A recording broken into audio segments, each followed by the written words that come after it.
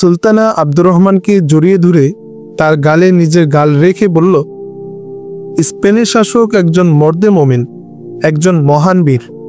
আপনার সাহসিকতা আমাকে আপনার বাদীতে পরিণত করেছে। আমিও আপনার মতো একজন বাহাদুর পিতার কন্যা। আমারও ইচ্ছে হয় হাতে তরবারি নিয়ে একটি আরবি ঘোড়ায় সওয়ার হয়ে যুদ্ধ করি। তুমি যুদ্ধে যাবে কেন? আব্দুর রহমান তাকে কোলে নিয়ে জড়িয়ে ধরে বললেন, তোমার জন্য আমি গোটা সেনাবাহিনী কোরবান করতে পারি।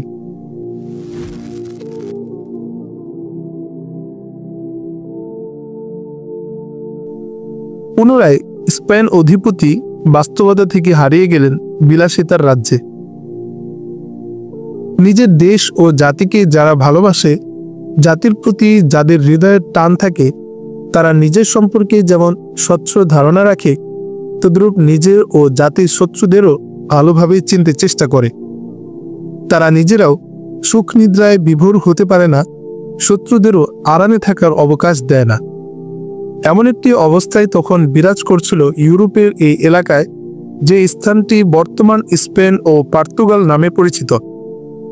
কারণ তখন ইউরোপের বুকের মধ্যে ইসলামের ঝান্ডা পুঁতে দেওয়া হয়েছিল। খ্রিস্টানরা আশঙ্কা করছিল ইসলামের ঝান্ডা সারা ইউরোপকেই তার ছায়াতলে নিয়ে আসতে পারে।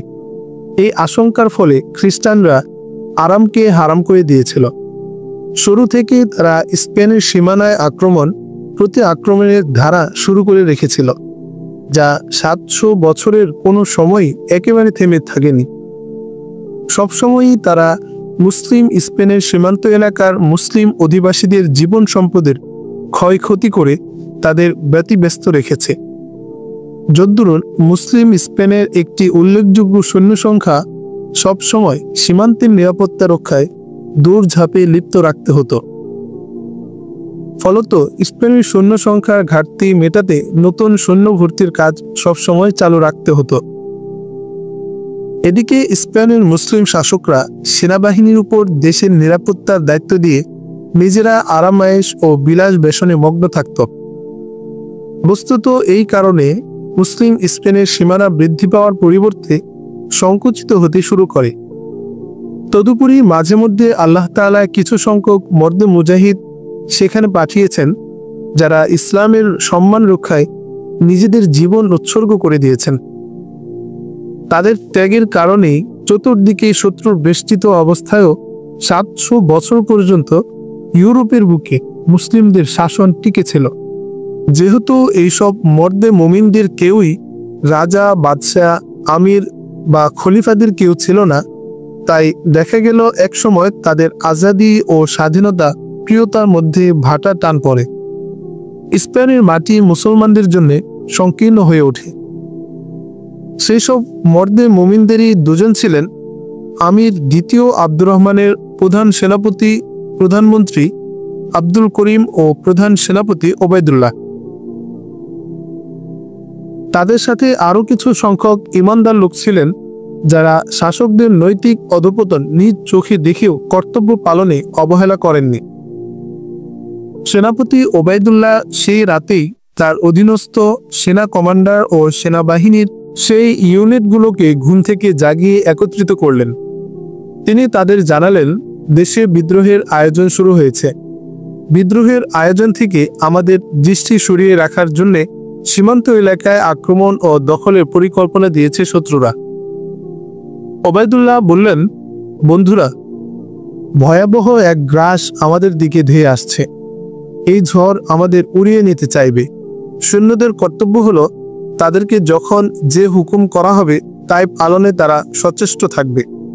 তাদেরকে যদি পাহাড়ের চূড়ায় উঠতে বলা হয়, যদি সাগরে ঝাঁপ দিতে বলা হয়, তাই করা হবে তাদের কাজ। জীবন দেয়া ও জীবন নেয়ার কাজে তাদের মধ্যে কোনো ধরনের ভিন্ন মত থাকা উচিত নয়।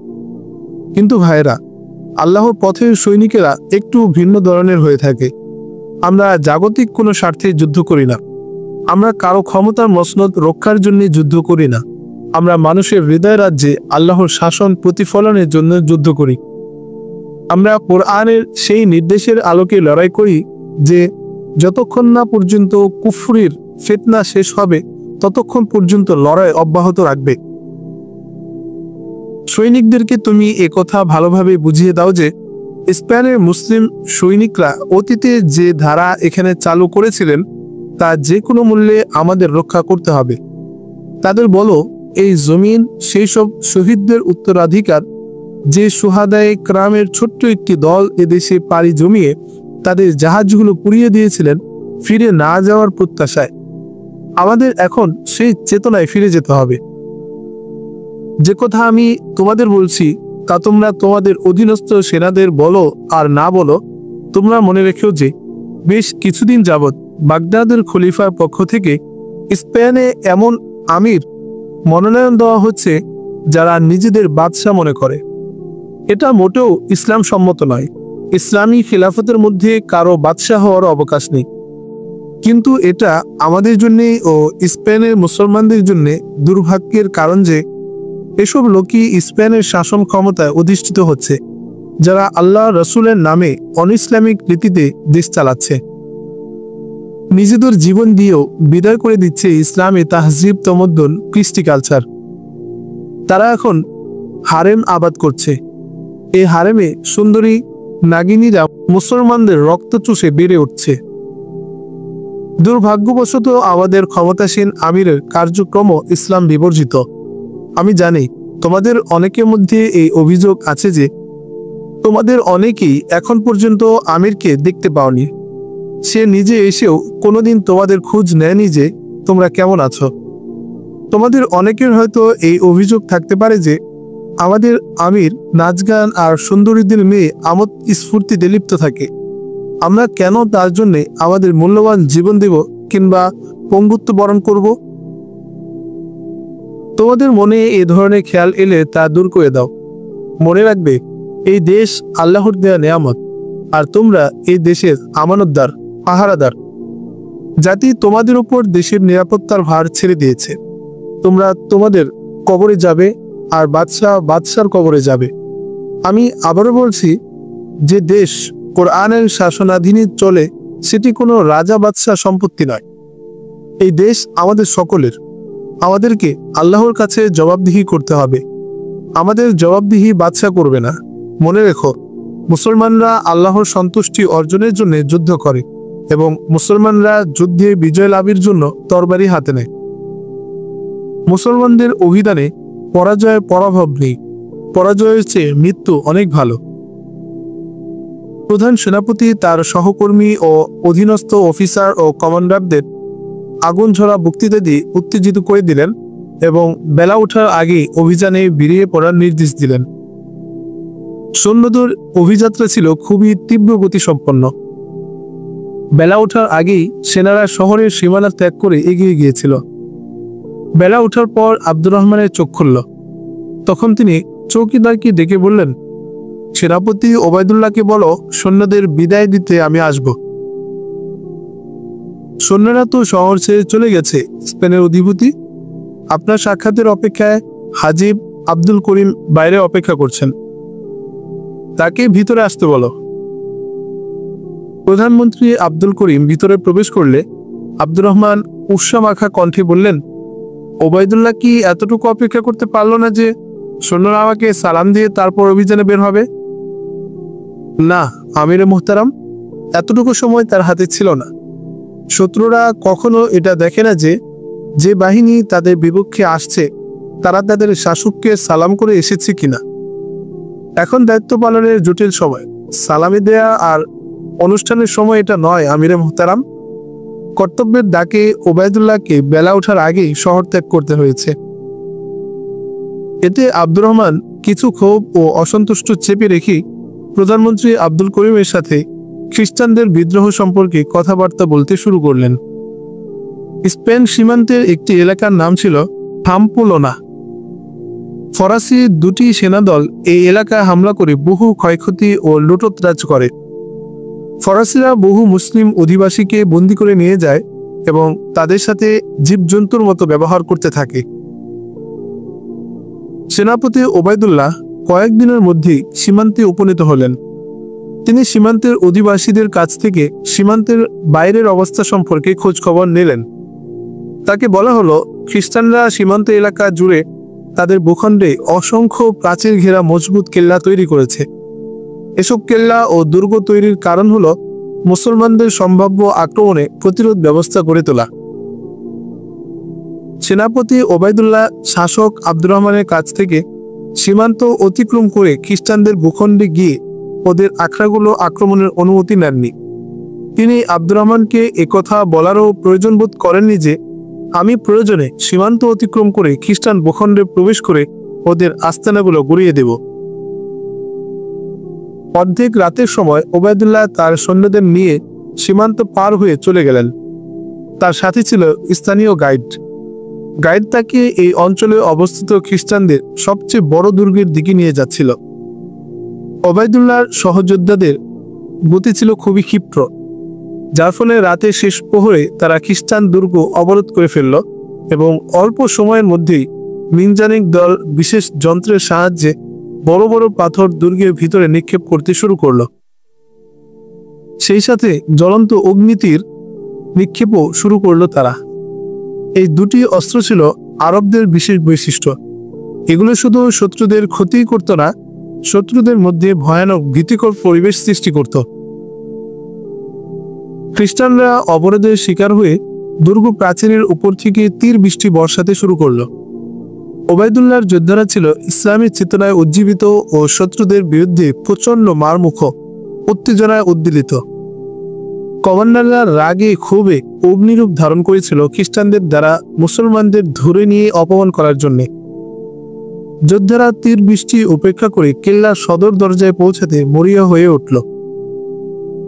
তীর বৃষ্টির মধ্যেই হাতে কুড়াল নিয়ে একদল যোদ্ধা কেল্লার প্রধান ফটক ভাঙার জন্য দৌড়ালো, আর শত্রুদের সরাঘাতে কয়েকজন পথিমধ্যে পড়ে গেল। কিন্তু বাকি কয়েকজন প্রধান ফটকের কাছে পৌঁছাতে সক্ষম হলো এবং কুড়াল দিয়ে প্রধান ফটক ভাঙার চেষ্টায় লেগে গেল। অল্পক্ষণের মধ্যে কুড়ালের আঘাতে ভেঙে গেল দরজা। ভাঙা দরজা দিয়ে বাঁধ ভাঙা স্রোতের মতো মুসলিম যোদ্ধারা দুর্গের অভ্যন্তরে প্রবেশ করতে লাগলো। কিন্তু খ্রিস্টানরা এদের প্রতিরোধে রক্তের বন্যা বইয়ে দিতে কুণ্ঠাবোধ করল না। খুবই ভয়াবহ যুদ্ধ।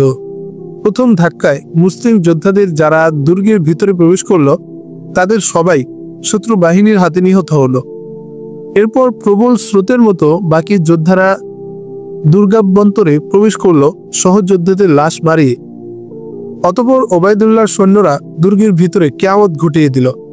হাতের নাগালে পাওয়া কোনো খ্রিস্টানকে আর তারা জীবিত রাখল না। খ্রিস্টানদের হাতে গ্রেফতার হওয়া মুসলিম বন্দীরা এই দুর্গেই ছিল। তাদের পায়ে বেয়ে দিয়ে শিকলে বেঁধে রাখা হতো। তাদের সবাইকে মুক্ত করা হলো। এরপর অন্যান্য ছোট ছোট দুর্গগুলোকে অবরোধ করা হলো। একের পর এক দুর্গ বালির বাঁধির মতো ধ্বংসস্তূপে পরিণত হলো ওবায়দুল্লাহর যোদ্ধাদের হাতে। ওবায়দুল্লাহ সীমান্তবর্তী খ্রিস্টানদের দুর্গগুলোকে ধ্বংস করে যখন দেশের দিকে রওনা হলেন, তখন সীমান্তের সব খ্রিস্টান দুর্গ ধ্বংসস্তূপে পরিণত হয়েছে। এক সীমান্তে সফল অপারেশন চালালেও ওবায়দুল্লাহর পক্ষে স্বস্তির নিঃশ্বাস নেওয়া সম্ভব হলো না, কারণ তখন স্পেনের জমিন চক্রান্ত ষড়যন্ত্রের আখড়ায় পরিণত হয়ে গেছে। শাসকরা নিজের ও জাতির পতনের পথকে আরো তীব্র করে তুলছিল। একের পর এক এমন লোক শাসন ক্ষমতায় অধিষ্ঠিত হচ্ছিল ইসলামী জীবনাচারের সাথে যাদের তেমন কোনো সম্পর্কই ছিল না। স্পেনের শাসকরা ছিল বাগদাদ খলিফার মনোনীত প্রতিনিধি, কিন্তু এখানে তারা নিজেদেরকে বাদশাহীর তখ্তে উন্নতি করল। তারা খেলাফতের প্রতিনিধিত্বে পবিত্র দায়িত্ব ও কর্তব্য ভুলে গিয়েছিল। বিস্মিত হয়েছিল স্পেনের অতীত ইতিহাস, স্পেন বিজয়ীদের কীর্তিগাথা। যেসব শহীদের জীবনের বিনিময়ে স্পেন ইসলামী সালতানাতের অন্তর্ভুক্ত হয়েছিল, শাসকরা তাদের কথা বেমালুম ভুলে গেল। ক্ষমতার মসনদ ও রাজত্বের মোহে অন্ধ ছিল তারা। জাঁকজমক, ক্ষমতার দাপট ও আভিজাত্য প্রকাশের উন্মাদনায় তারা এমন সব তোষামতকারীদের জমায়েত ঘটিয়েছিল দরবারে, যারা সবসময় শাসকদের মনোরঞ্জনের জন্য মিথ্যার বেশাতি করত। কখনো শাসকদের কাছে নাগরিকদের বাস্তব অবস্থা ও দেশের প্রকৃত সংবাদ পৌঁছাতে পারত না। বিদ্রোহের সূচনাকারী ও চক্রান্তের হোতারা ছিল খ্রিস্টান। স্পেনের আশেপাশের খ্রিস্টান রাজন্যবর্গ ও খ্রিস্টান শাসকরা বিদ্রোহীদের সর্বত সাহায্য সহযোগিতা দিচ্ছিল। নির্মোহ দৃষ্টিতে দেখলে খ্রিস্টানদের দোষ দেওয়া যায় না, কারণ তারা স্পেনে মুসলমানদের ঝান্ডা উন্ডীন হওয়ার পরপরই ঘোষণা দিয়েছিল ইউরোপ থেকে মুসলমানদের বিতাড়িত না করে তারা ক্ষান্ত হবে না। তাদের উদ্দেশ্য সাধনে খ্রিস্টানরা সেই দিন থেকেই চেষ্টা অব্যাহত রাখে। কোনো একটি দিন তারা নিষ্কর্ম থাকেনি। তারা ইউরোপ থেকে মুসলিম বিতাড়নকে ধর্মের অনুসংজ্ঞা মনে করেছিল, যার কারণে স্পেন দৃশ্য ও অদৃশ্য যুদ্ধের আখড়ায় পরিণত হয়েছিল। স্পেনে মুসলিম শাসকদের প্রধান ও একমাত্র কর্তব্য ছিল তারা ইউরোপের বুকে ইসলামের সেবক হিসেবে নিজেদের উন্নীত করা এবং পশ্চিমা বিশ্বে ইসলামের পয়গাম পৌঁছে দেওয়ার প্রতি মনোযোগী হওয়া। কিন্তু তাদের অনেকেই তা করেননি। তারা আসল কর্তব্য ভুলে গিয়ে ক্ষমতার সেবা করতে শুরু করেন, যার ফলশ্রুতিতে কোনো শাসক মরার সাথে সাথে কয়েকজন ক্ষমতার অধিকারী হওয়ার জন্য দাবি করত। শেষমেশ একজন ক্ষমতায় অধিষ্ঠিত হলেও তার চলার পথ নিষ্কণ্টক হতো না। অন্যরা ক্ষমতাসীনের পায়ের নিচ থেকে মাটি সরিয়ে দেওয়ার জন্য আদা পানি খেয়ে চক্রান্তে মেতে উঠত। এর পরিণতিতে দেশে অভ্যন্তরে বিদ্রোহ দানা বেঁধে উঠত এবং সীমান্তে বহিঃশত্রুরা আক্রমণ করে করে সীমান্ত রক্ষীদের প্রাণ ওষ্ঠাগত করে তুলত। তদুপরি শাসকরা মসনদে বসে তোষামতকারীদের তোষামদে বিগলিত স্বস্তির নিঃশ্বাসে আয়াসে মেতে থাকতেন। মুসাহিবরা তাদের বলতো, সব ঠিকঠাকই চলছে হুজুর, কোথাও কোনো গণ্ডগোল নেই। সব যুগে তোষামতকারীরাই মুসলিম শাসকদের সবচেয়ে কাল হয়ে দেখা দিত। ইতিহাসের দিকে চোখ বুলালে দেখা যায় বহু মুসলিম শাসক তোষামতকারী ও মুসাহিবদেরকে রাজদরবার ও শাসন কার্যের গুরু দায়িত্ব বরণ করতেন। সাধারণত মুসাহেব ও তোষামতকারী ব্যক্তিদের মুখের মধ্যে থাকে জাদু। তাদের কথাবার্তা হয় আকর্ষণীয় এবং এরা গল্প তৈরিতে হয় পারদর্শী, কিন্তু এদের কাজে কর্মে কোনো নিষ্ঠা থাকে না। থাকে না এদের চিন্তা চেতনায় গভীরতা ও দূরদৃষ্টি। এসব লোকদের মধ্যে দিন ধর্মের প্রতি কোনো মমত্ববোধ ও দরদ থাকে না। ব্যক্তি ও গোষ্ঠী স্বার্থে যা ইচ্ছা দায় করতে পারে। পক্ষান্তরে নিষ্ঠাবান ও সত্যের পথিকরা হয় কিছুটা রসহীন ও বস্তুনিষ্ঠ। বস্তুনিষ্ঠতার কারণে তাদের বলার মধ্যে তেমন জাদুময়তা থাকে না, আকর্ষণীয় করে উপস্থাপনের প্রয়োজনীয়তাও অনুভব করে না। যদ্দুর শাসকরা এদের এড়িয়ে থাকেন এবং মুসাহিবদের অনুসারীতে পরিণত হন।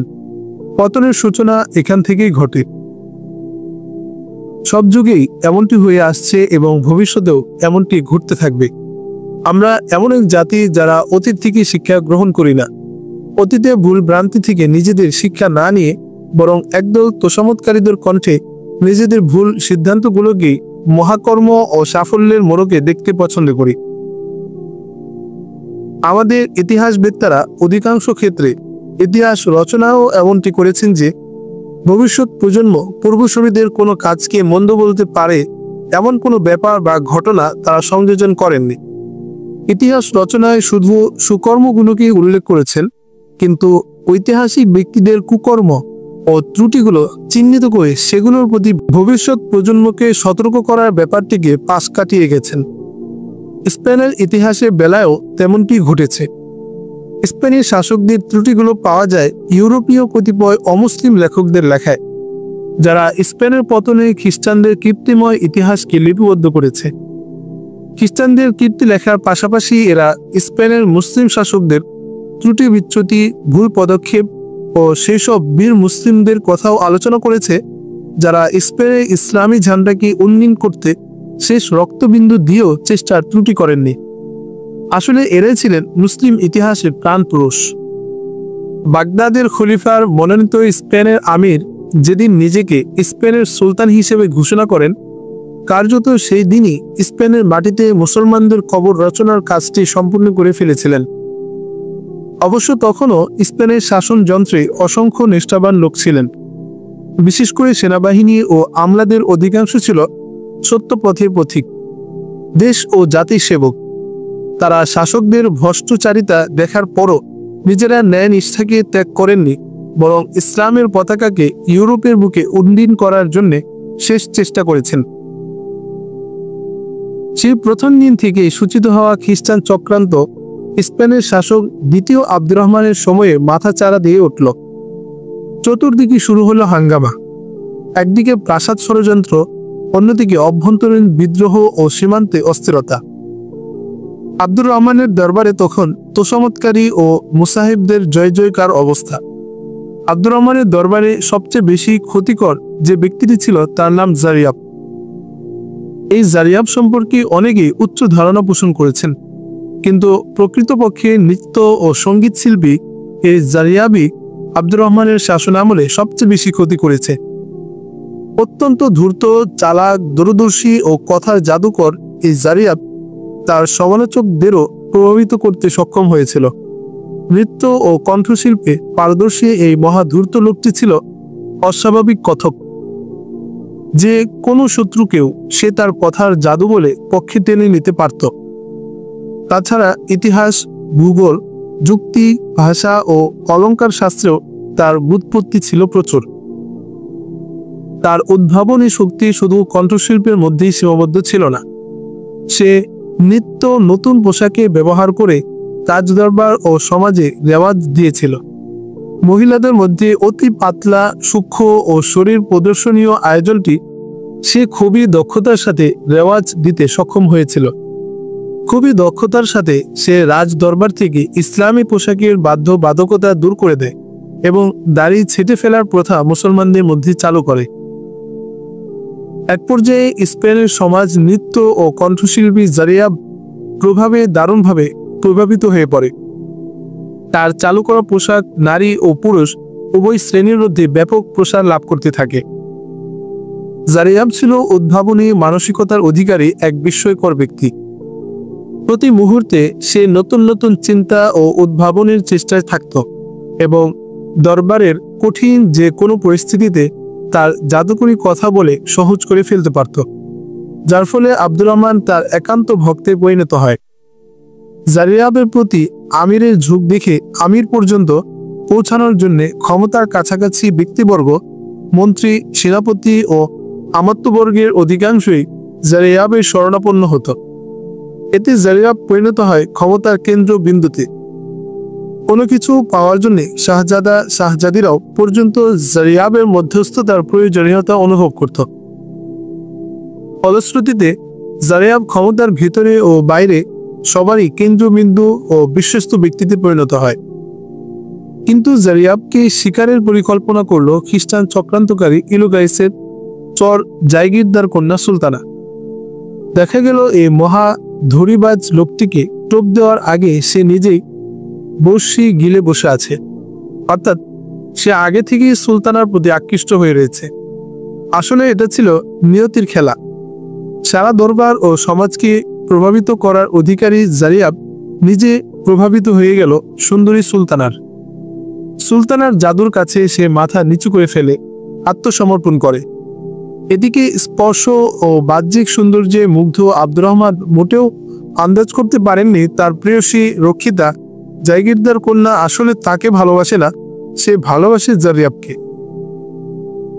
আব্দুর রহমানের প্রধান সেনাপতি ওবায়দুল্লাহ যখন সীমান্ত আক্রমণ রোধ করতে আক্রমণকারী খ্রিস্টানদের আস্তানা গুড়িয়ে দিতে ব্যস্ত ছিলেন, যারা স্পেনের ফাম্পলোনা অঞ্চলে আক্রমণ করে সেখানকার অধিবাসীদের জীবন সম্পদ নষ্ট করেছিল।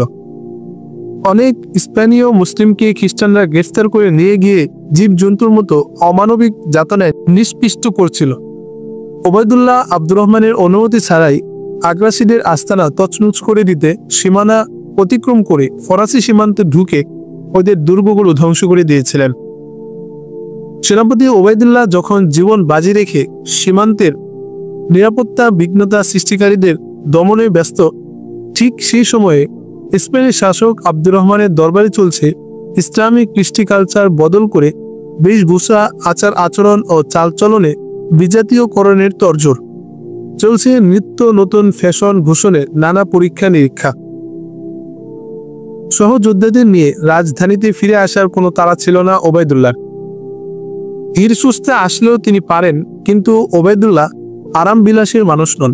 বিনা প্রয়োজনে কোথাও একটি মুহূর্ত ব্যয় করা ছিল তার স্বভাব বিরুদ্ধ।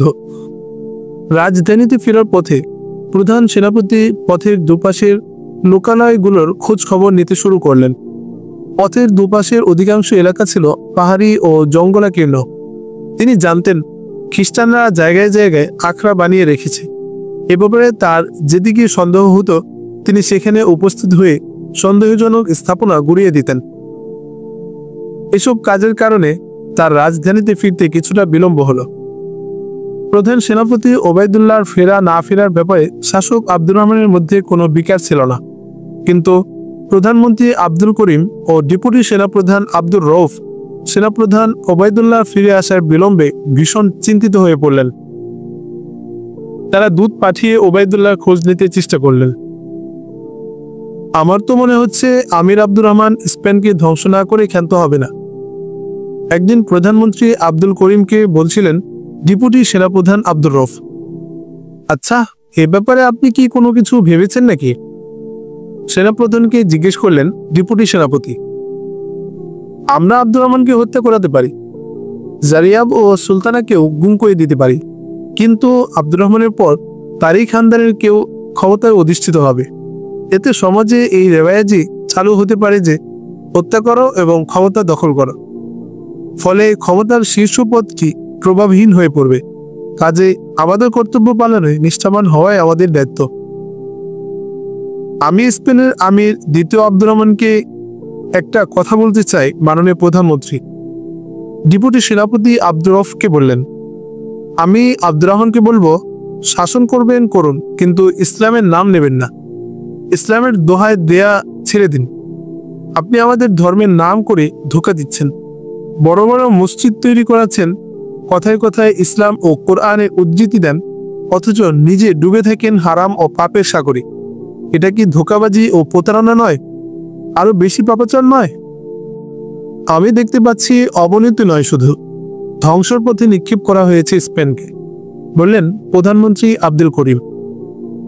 শাসনযন্ত্রের শীর্ষ ব্যক্তিরা যখন গপিস, নৃত্যগীত, সঙ্গীত ও আমোদ প্রমোদে লিপ্ত থাকে, তখন শাসনযন্ত্রের খুঁটিগুলোকে পোকায় কাঁপতে থাকে। শত্রুরা যুদ্ধ প্রস্তুতিতে শক্তি সঞ্চয় করছে, আর আমাদের শাসক আব্দুর রহমান প্রাণঘাতী দুশ্মনদের সাথে মৈত্রী স্থাপনের জন্য মরিয়া হয়ে উঠেছে। কারণ সে ক্ষমতার মোহে অন্ধ হয়ে গেছে। শত্রুদের সাথে সংঘাতে ক্ষমতা হাতছাড়া হওয়ার আশঙ্কা কিংবা আরাম বিলাসিতা ও নারী সংস্রব ত্যাগ করতে হবে বিধায় শত্রুদের সাথে মৈত্রী ও বন্ধুত্বের হাত বাড়িয়ে আরাম আয়েশ ও বিনোদন ঠিক রাখার চিন্তা করছে শাসক। আব্দুর রউফ, তুমি নিজের কর্তব্য যথার্থভাবে আদায় করো। ভবিষ্যৎ প্রজন্ম তোমার কাজের জন্য তোমাকে স্মরণ করবে। তোমার কাজের মূল্য তুমি আল্লাহর কাছে পাবে। ভবিষ্যৎ প্রজন্মের জন্য তোমার কার্যক্রম যেন হয় পথের দিশা। আজ যদি তুমিও শিল্পী জারিয়াবের আদর্শে ডুবে যাও, তবে তোমার ভবিষ্যৎ প্রজন্মের প্রতি মারাত্মক অবিচার করবে তুমি। কারণ সে সময় ইসলাম একটি প্রভাবহীন অনুষ্ঠান সর্বস্ব ধর্মে পরিণত হবে। ইসলামকে লোকেরা তখন গুরুত্বহীন কিছু সংখ্যক লোকের ধর্মাচার বলে অবহিত করবে। নামীমাত্র টিকে থাকবে তখন ইসলাম। আব্দুর রউফ, আমাদের রক্ত দিয়ে হলেও ইসলামের আলো প্রজ্জ্বল রাখতে হবে। কুফরের তুফান যতই তীব্র ও প্রচন্ড হোক না কেন, আমরা ইসলামের প্রদীপ রক্ত দিয়ে হলেও জ্বালিয়ে রাখব। হতে পারে ভবিষ্যতে এমন কোনো প্রজন্ম আসবে যারা নিজেদের রক্ত ঢেলে দিয়ে তারেক মুসার সহযোদ্ধাদের মতো ইউরোপের বুকে টিম টিম করে জ্বলে থাকা ইসলামের আলোকে আলোকিত করে দেবে। প্রধানমন্ত্রী আব্দুল করিমের কথা শুনে ডেপুটি সেনাপ্রধান আব্দুর রউফের চোখ জ্বলজ্বল করে উঠল। আসলে সে আব্দুল করিমের মতোই আদর্শী সৈনিক। ক্ষমতা ও পদবীর প্রতি তার বিন্দুমাত্র আগ্রহ নেই। জারিয়াব এমনিতে আকর্ষণীয় চেহারার অধিকারী ছিল, তদুপরি সে নিজেকে আকর্ষণীয় করে রাখার কৌশল খুব ভালো জানত। সুলতানাকে দেখলে তার মধ্যে মাদকতা এসে যেত। মাঝে মধ্যেই সে সুলতানার সাথে মিলিত হওয়ার জন্যে তার জায়গির মহলে যেত। প্রথম দিকে জারিয়াবকে লুকিয়ে চাপিয়ে নিয়ে যেত সুলতানা, কিন্তু কিছুদিন পর নিজের একান্ত সাথী হিসেবে আব্দুর রহমানের অনুমতি নিয়েই সুলতানা জারিয়াবকে সাথে নিয়ে যেতে শুরু করলো। সুলতানা নিজেও আব্দুর রহমানকে এই বলে জায়গির বাড়িতে যেত যে, শাহী মহলের চার দেয়ালের ভিতরে থেকে আমার মন অস্বস্তি বোধ করে। বাড়িতে গিয়ে কিছু খোলা জায়গায় বেরিয়ে আসি, তাহলে শরীর ও মনটা একটু চাঙ্গা হবে। আব্দুর রহমানের মধ্যে সুলতানাকে বারণ করার ক্ষমতা ছিল না। আজও জারিয়াবকে নিয়ে জায়গির বাড়িতে এলো সুলতানা। চাঁদনি রাতের জ্যোৎস্নাময় আলোয় সদ্য ফোটা ফুলের মৌ মৌ গন্ধের মধ্যে নরম মখমলের মতো গলিচা সদৃশ ঘাসের উপরে পাশাপাশি বসল জারিয়াব ও সুলতানা। ছিমছাম পরিবেশ, নিয়ম নিস্তব্ধ পরিবেশে জারিয়াব তার বেহালায় সুর তুলল। বেহালার 4টি তারের সাথে আরও একটি যুক্ত করে জারিয়াব তার শিল্প নৈপুণ্যের বৈশিষ্ট্য প্রকাশ করছিল। জারিয়াবের এই বিশেষ বেহালার সুর এমনই আকর্ষণীয় ছিল যে লোকেরা জারিয়াবের আবিষ্কৃত বেহালাকে জারিয়াব নাম দিয়েছিল। তারের মূর্ছনায় নাগিনীদের মাতাল করার কৌশল দারুণভাবে রপ্ত করেছিল জারিয়াব। তার আঙ্গুল বেহালার তারে আঁচল কাটছিল, আর সুলতানা অনুভব করছিল সঙ্গীতের মূর্ছনা তার অস্তিত্বকে বিদ্ধ করে স্বপ্নলোকে ভাসিয়ে নিয়ে যাচ্ছে। সুলতানা নিজের মধ্যে এমন এক ধরনের উত্তেজনা অনুভব করছিল যে বেহালার অক্টোপাস থেকে সে মুক্ত হয়ে গভীর সুখে হারিয়ে যেতে চায়। তুমি আমার পাশে থাকলে আমি নিজের অস্তিত্বের কথা ভুলে যাই সুলতানা, আমি তোমার অস্তিত্বে হারিয়ে যাই, বলল জারিয়াব। সে হাত বাড়িয়ে সুলতানার বাহু ধরে নিজের দিকে টানল। সুলতানার কাছে আসার পরিবর্তে আরো দূরে সরে গেল। জারিয়াব অট্র হাসিতে ফেটে পড়ল সুলতানা সরে যাওয়ায়। তুমি জানো না আমি কত তৃষ্ণার্ত, দূরে সরে যেও না, কাছে এসো, বলল জারিয়াব।